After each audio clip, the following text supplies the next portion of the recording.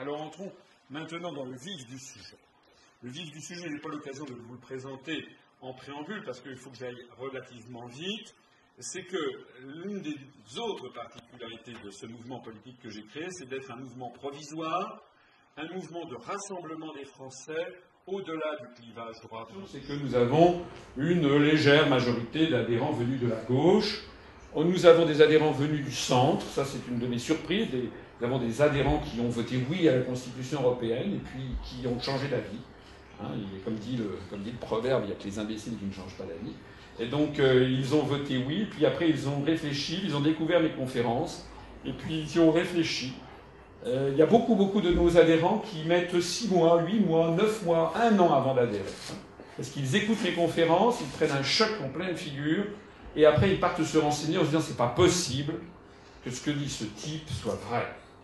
Alors, ce mouvement politique est un mouvement provisoire qui rassemble des gens de droite, du centre et de gauche, et j'ai bâti ce programme présidentiel comme une espèce de décalque du grand moment auquel les Français, le dernier grand moment auquel les Français peuvent se référer en la matière. C'est un grand moment de libération nationale.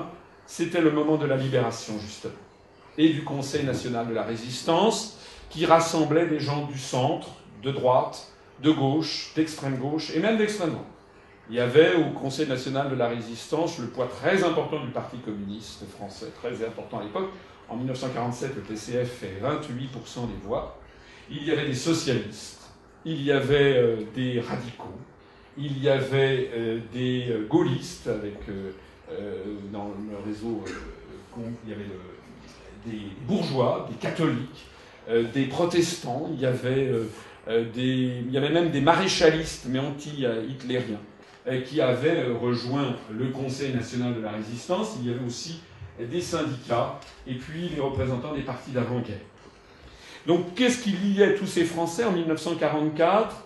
C'était la volonté non seulement de libérer la France des troupes hitlériennes, mais également la volonté de redresser notre pays en partant sur de nouvelles bases, et des nouvelles bases qui ont été codifiées par 2 pages dans ce qu'on a appelé le programme du Conseil national de la résistance et qui a structuré toute la politique française, j'allais dire toute la structure de la société française pendant les 50 années qui ont suivi. Et il y a eu un immense consensus des Français là-dessus. Je m'en suis inspiré au point que les têtes de chapitre sont des copier-coller des phrases mêmes du programme du CNL. Et vous allez le voir, ce programme que je vais vous présenter peut paraître incroyablement audacieux et incroyablement à gauche. C'est amusant parce que moi, on me qualifie d'homme de droite parce que j'étais dans des cabinets politiques de ministres dits de droite, le gouvernement Balladur ou Juppé. Mais en réalité, ça n'est pas un programme ni de droite ni de gauche. L'expérience historique montre que ça avait été un programme avalisé par l'ensemble du corps social français. C'est un programme qui est un programme de souveraineté et d'indépendance nationale. Donc les titres de mes chapitres sont pratiquement tous un copier-coller de ce qui sort du programme du CNR. Défendre l'indépendance politique et économique de la nation, c'était inscrit de cette façon dans le programme du CNR. Alors, avant ça, je vous réexplique pourquoi il faut sortir de l'Union européenne et de l'euro. Je fais référence ici à la conférence que j'ai faite pendant 3 heures hier, donc là je vais vous dire en 30 secondes. Hier, j'ai expliqué pendant 3 heures pourquoi il fallait le faire. C'était l'une des planches conclusives de la soirée d'hier. Premièrement, pour rétablir la démocratie, donc il faut dénoncer juridiquement les articles 3, 4, 5 et 6 du traité sur le fonctionnement de l'Union européenne, qui place la France sous suzeraineté étrangère.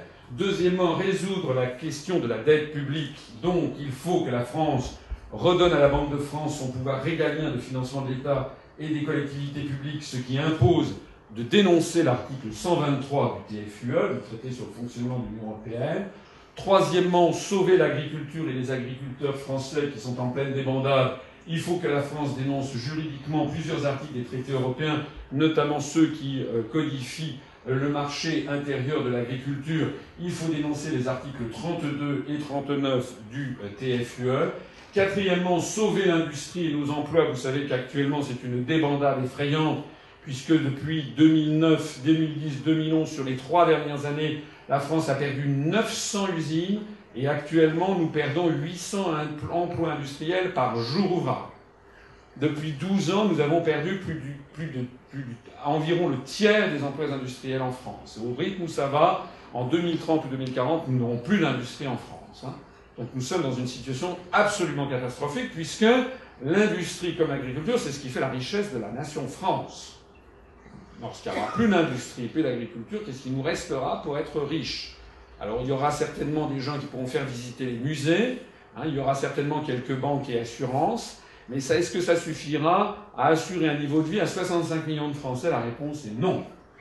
Donc il faut sauver l'industrie et nos emplois, il faut donc que la France sorte de l'euro, dont le taux de change très exagéré a largement contribué à cette hémorragie, et il faut donc récupérer notre taux de change externe, ça oblige de dénoncer notamment l'article 282 du TFUE, et il faut dénoncer ces articles qui organisent les délocalisations industrielles, j'en parlais tout à l'heure, il faut dénoncer les articles 32 et 63 du TFUE. Si l'on veut réguler l'immigration, à ce propos, je signale que le mouvement que j'anime est un mouvement qui se situe au-dessus du clivage droite-gauche. Nous avons donc parmi nos adhérents des gens qui sont en faveur d'une politique très ferme sur l'immigration, d'autres qui sont en faveur d'une politique souple, d'autres qui sont en faveur d'une politique immigrationniste. Hein. Et c'est normal que tout le monde se retrouve chez nous, puisque tout le monde considère que la priorité des priorités, si l'on veut traiter de cette question, c'est d'arrêter d'envenimer le débat, comme certains prennent un malin plaisir à le faire, puisque ça ne sert à rien, puisque c'est de toute façon pas la France qui décide des questions migratoires depuis le traité d'Amsterdam, où ces pouvoirs ont été transférés à l'Union européenne, notamment les articles 67, 77 et 79 du TFUE, qui réglementent l'espace Schengen, les visas Schengen, les politiques d'asile, les politiques de renvoi à la frontière. Tout ça est décidé par Bruxelles. Personne n'en parle en France. On fait mousser des débats en France, alors que les grandes décisions stratégiques sont décidées ailleurs. Le sixième point, si nous voulons préserver la santé et l'environnement, alors il faut dénoncer les articles 168 et 169 du TFUE qui ont assujetti des règles élémentaires de santé à des besoins commerciaux du style assurer le marché intérieur. Je donnais des exemples caricaturaux hier qui sont très parlants. Hein, pourquoi la Commission européenne a par exemple autorisé l'huile de moteur, n'est-ce pas, dans l'huile d'alimentation. Le septième point, si nous voulons conserver nos services publics et notre patrimoine national qui fait l'objet d'un pillage, alors il faut dénoncer de nombreux articles des traités, mais en particulier l'article 106 du TFUE. Si nous voulons défendre nos retraites et notre politique économique et sociale, alors il faut dénoncer ce que le système dit des grandes orientations de politique économique fixées par la Commission européenne et auxquelles les États doivent obéir désormais sous peine de pénalités financières colossales qui ont été adoptées en septembre 2011. D'ailleurs, avec le soutien des députés de ELV, si par exemple le prochain gouvernement français n'obéit pas aux grandes orientations de politique économique fixées par Bruxelles, c'est-à-dire augmentation de l'âge de départ à la retraite, c'est-à-dire privatisation à outrance des services publics, si le prochain gouvernement, quel qu'il soit, mais ça sera particulièrement gratiné si c'est le gouvernement après une élection de M. Hollande, eh bien si le gouvernement, quel qu'il soit, n'obéit pas à ces instructions venues de Bruxelles, eh bien la France restera d'une pénalité de 0,1% du PIB, c'est-à-dire 2 milliards d'euros. Et cette disposition léonine, une disposition qui porte atteinte à la souveraineté nationale de la France comme des autres pays, a été votée au Parlement européen par Mme Eva Joly, par M. Cohn-Bendit et par la plupart des députés européens du Parti socialiste. Je ne parle pas, bien entendu, des députés européens de l'UMP et du MoDem qui ont aussi voté pour.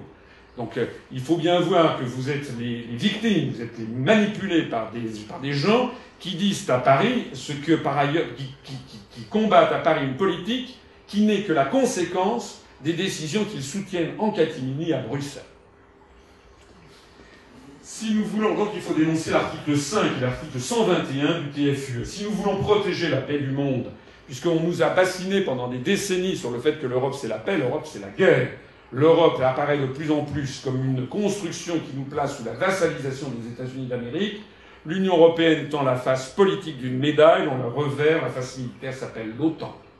Et nous sommes actuellement, quelqu'un dans la salle pourra peut-être m'expliquer pourquoi nous avons 4000 soldats en Afghanistan.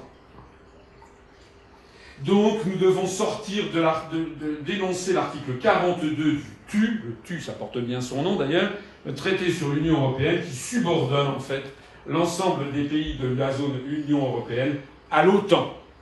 Et puis enfin, si nous voulons préserver la vision française et francophone du monde, notamment ne pas nous couper de ce qui faisait le rayonnement mondial de la langue française, la francophonie, ce qui fait que la France est appréciée dans le monde entier par les latino-américains, les africains, les russes, le monde orthodoxe, les chinois, les japonais. Il se trouve que j'ai vécu au Japon, j'ai passé un an et demi de ma vie au Japon, que je suis allé dans plus de 90 pays du monde, que j'ai des amis un peu d'un certain nombre de ces pays, et que de Saint-Pétersbourg à Buenos Aires, au Mexico à Pékin, les gens que je connais me disent « Qu'est-ce qu'est devenue la France ? Qu'est-ce que vous êtes devenue, la France de De Gaulle ? Celle que nous aimions, que les latinos aimaient, qu'on aimait également en Tunisie, en Égypte, à Moscou, qu'on aimait en Australie, qu'on aimait au Japon, qu'on aimait à Pékin. De Gaulle avait reconnu la République populaire de Chine en 1964. Vous êtes devenus les larbins des Américains, qu'est-ce qui s'est passé ? Donc c'est pour ça que nous devons sortir de l'Union européenne. Donc le premier chapitre de ce programme, nous devons reconquérir l'indépendance de la France en sortant de l'Union européenne et de l'euro. Le 6J est le jour d'installation à la présidence de la République, c'est-à-dire une quinzaine de jours après le deuxième tour. Sitôt élu président de la République et conformément à l'article 50, alinéa 1 du traité sur l'Union européenne, j'informerai nos partenaires et l'ensemble des pays avec lesquels la France entretient des relations diplomatiques de la décision des souveraines des Français de quitter l'Union européenne, conformément aux dispositions légales de l'article 50. Et je les informerai de notre volonté de sortir de l'euro pour rétablir notre monnaie nationale, le franc. Ça ne sera d'ailleurs pas la première fois que l'on rétablira le franc, qui, comme vous le savez, a connu des éclipses au cours de notre histoire. Il est apparu pour la première fois en 1360 pour payer la rançon de Jean le Bon, qui avait été fait prisonnier après la bataille de Poitiers de 1356. Ça, c'est entre J+1 et J+14, donc dans les 2 premières semaines suivant l'installation à l'Élysée. Dans les 45 jours suivants, un appel d'offres sera lancé pour la fabrication des pièces et billets de notre nouvelle monnaie nationale, avec des contraintes spécifiques de sécurité et de délai. Après les élections législatives qui suivront, conformément à l'article 50 alinéa 2 du traité sur l'Union européenne, la France entamera avec ses partenaires européens les négociations de sortie de l'UE conformément à ces stipulations. Je précise, j'insiste sur le fait que l'article 50 prévoit d'entrer en négociation. Donc ça ne sera pas l'apocalypse. On dira, voilà, on met en œuvre l'article 50, donc les autres pays ne pourront pas dire ils ont tous ratifié. Donc on dira, ben voilà, on va sortir de l'article 50. D'ailleurs, au passage, nous ferons des émules. Lorsque les Français auront décidé de sortir de l'Union européenne, vous verrez que dans les semaines qui suivront, vous verrez que nous créerons des émules. Les Tchèques, les Hongrois, les Néerlandais, probablement, les Irlandais peut-être, sans doute les Anglais, diront, mais la France, encore une fois, donne le signal de la libération des peuples, comme ça a été le cas en 1789, en 1790, en 1792, en 1848, le grand mouvement de retour des nationalités, suite à la Révolution de février à Paris. En 1870, pour les communistes, ils considèrent que la Commune de Paris a donné le coup d'envoi des révolutions prolétariennes. En 1944, avec le Conseil national de la résistance. Donc on aura joué de nouveau notre rôle historique. Avant J+3 mois, l'État passera commande des pièces des billets aux soumissionnaires retenus pour l'appel d'offres. Et avant J+6 mois, les nouveaux billets et pièces en francs seront mis en circulation et le franc sera rétabli.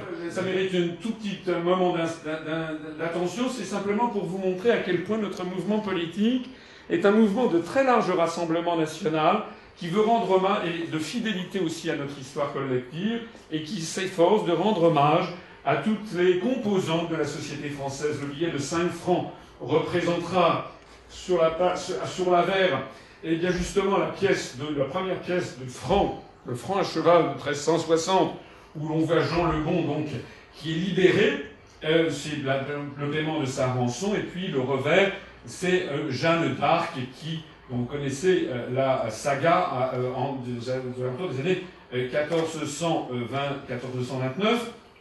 Donc ce billet de 5 francs sera un hommage à la monarchie française et on peut dire, des grands symboles également de la droite française, notamment Jeanne d'Arc.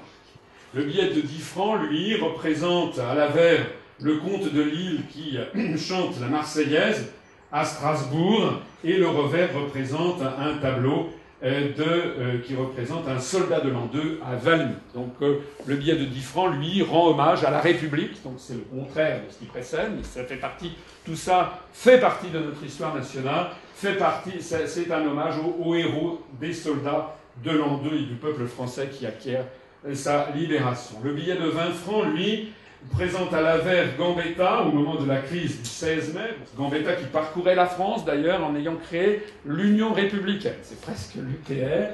Et là on le voit à la fenêtre de l'hôtel de ville de Paris. C'est là qu'au cours de cette campagne qu'il avait, comme vous le savez, fait ce fameux discours qui disait « Lorsque les Français se seront prononcés, eh bien messieurs, vous n'aurez plus qu'une chose, c'est vous soumettre ou vous démettre. » Et puis au revers, la photo, enfin un portrait de Jean Jaurès. Donc le billet de 20 francs de couleur rouge représentera certaines grandes figures de la gauche française. Le billet de 50 francs, lui, rend hommage aux résistants pendant la Seconde Guerre mondiale, avec à l'avers le réseau Manoukian. Le réseau Manoukian, c'est une photo poignante, quelques minutes avant d'être fusillé par les nazis au Mont Valérien, où l'on voit ce réseau, où l'on voit, comme vous le savez, qui était composé de communistes, d'Arméniens, de Juifs, d'Italiens. Et donc c'est un hommage à tous les étrangers qui sont morts pour que vive la France.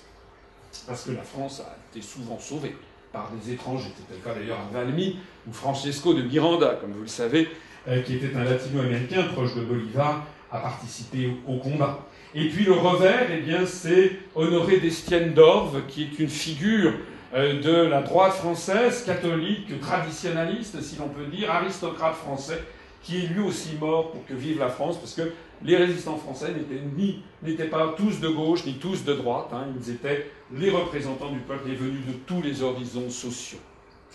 Le billet de 100 francs représente à l'avers Charles de Gaulle lors de son discours du 22 juin 1940, et au revers, ça représente Félix Éboué. Félix Éboué, qui était gouverneur du Tchad et qui, comme vous le savez, a été le premier haut fonctionnaire à rejoindre De Gaulle et la France libre, alors qu'il était gouverneur du Tchad. Félix Éboué, qui avait pour particularité d'être noir, qui était d'origine guyanaise et dont les ancêtres étaient des esclaves. Hein, donc c'est un hommage à la fois aux fondateurs de la France libre et également un hommage à tous les Français de couleur et qui ont parfois, dont les ancêtres étaient parfois des esclaves maltraités par la France, mais qui, grâce à l'émancipation républicaine, sont devenus d'ardents partisans de la grandeur de la France. Et puis, le billet de 200 francs, lui, représentera des symboles de notre République. Ça, c'est la République française, la statue de la République, qui se trouve place de la République à Paris, qui a été érigée au moment du centenaire de la Révolution française, au moment où la Troisième République a décidé de créer une fête nationale qui serait le 14 juillet, qui fête à la fois le 14 juillet 1789 la prise de la Bastille, mais aussi, on a tendance à l'oublier, le 14 juillet 1790, la fête de la Fédération. Et vous voyez que la République, Marianne, brandit un rameau d'olivier, symbole de longévité, symbole de paix, et qui est d'ailleurs le symbole de l'Union populaire républicaine que nous avons créée. Nous avons pris comme symbole le rameau d'olivier qui figurait sur la pièce de 1 franc, dessinée par Oscar Rotti en 1898. Et puis au revers, vous avez le génie de la liberté tel qu'il figure, tel qu'il est en haut de la colonne place de la Bastille à Paris, qui symbolise cette colonne de la Bastille, vous savez, symbolise à la fois la révolution de 1830 qui a chassé Charles X et celle de 1848 qui a chassé Louis-Philippe et qui a mis fin pour toujours à la monarchie en France, on a compris au moins jusqu'à maintenant. Le taux de conversion pour le franc sera de 1 franc pour 1 euro. Ce taux sera garanti pendant toute la procédure d'échange des billets. 1 franc pour 1 euro, si ça vous intéresse, on aura l'occasion d'en parler pendant les questions. Il y a une vie après l'euro. Il y a une vie après l'euro. C'est très important. Je fais une autre conférence qui s'appelle La tragédie de l'euro, où je montre que toute l'histoire monétaire du monde est une histoire d'explosion des monnaies plurinationales. Toutes les monnaies plurinationales de l'histoire ont toujours explosé. l'une des premières d'entre elles étant le sesterce de l'Empire romain, et je présente toute une liste de ces monnaies, les dernières en date étant le rouble soviétique, le dinar yougoslave, la couronne tchécoslovaque, et le tout dernier en date, étant la livre du Soudan, qui, lorsque le Sud-Soudan s'est déclaré indépendant, eh bien, la livre du Sud-Soudan a éclaté en deux. C'est très facile de revenir à des monnaies nationales. L'intérêt de revenir à une monnaie nationale, c'est que nous pourrons à ce moment-là fixer notre taux d'intérêt. Ça va de pair d'ailleurs avec une réforme de la Banque de France sur laquelle je reviendrai dans un instant. On fixera le taux d'intérêt de la monnaie nationale et on aura des objectifs de taux de change externe de notre monnaie nationale qui soient compatibles avec la compétitivité externe de l'industrie et de l'économie française.